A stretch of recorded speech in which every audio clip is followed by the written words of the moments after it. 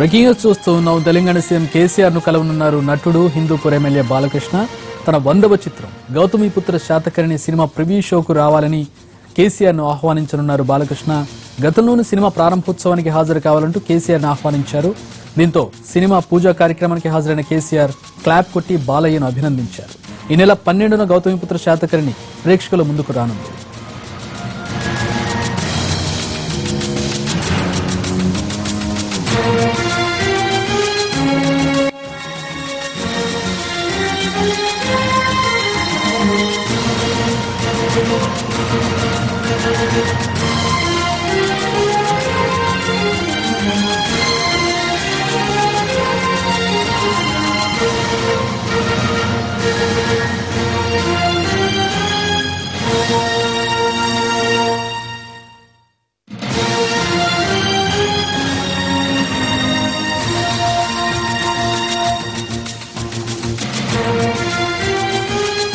బాలయ్య ప్రతిష్టాత్మక చిత్రం శాతకర్ణి సినిమాకి తెలంగాణ ముఖ్యమంత్రి కేసీఆర్ ను ఆహ్వానించబోతున్నారు బాలకృష్ణ.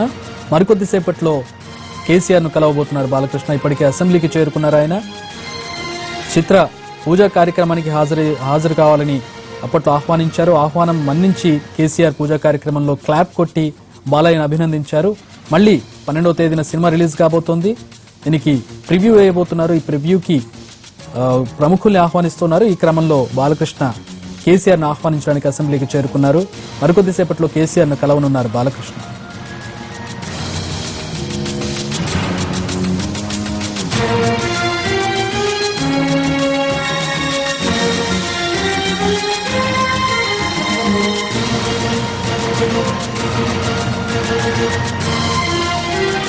దీనికి సంబంధించిన మరిన్ని వివరాలు మా ప్రతినిధి చారి అందిస్తారు. చారి, బాలకృష్ణ ఎన్నింటికి భేటీ కాబోతున్నారు? ఎప్పుడు ఉండబోతుంది స్పెషల్ షో? వివరాలేంటి?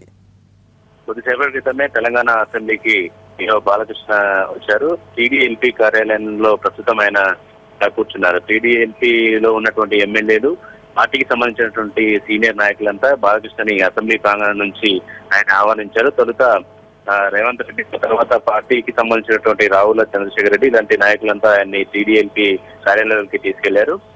గౌతమిపుత్ర శాతకర్ణి సినిమాకి సంబంధించినటువంటి సినిమా విడుదలకు సంబంధించి ప్రీ షో వేసే దానికి సీఎం కేసీఆర్ ని ఆహ్వానించడంతో పాటు ఆ సినిమాకు సంబంధించినటువంటి ట్యాక్స్ ని కూడా తగ్గించాలని ప్రధానంగా సీఎం కేసీఆర్ ని కోరున్నారు. అయితే ప్రస్తుతం అసెంబ్లీలో స్టేట్మెంట్ ఇచ్చిన తర్వాత సీఎం తన క్యాంప్ ఆఫీస్ కి వెళ్లారు.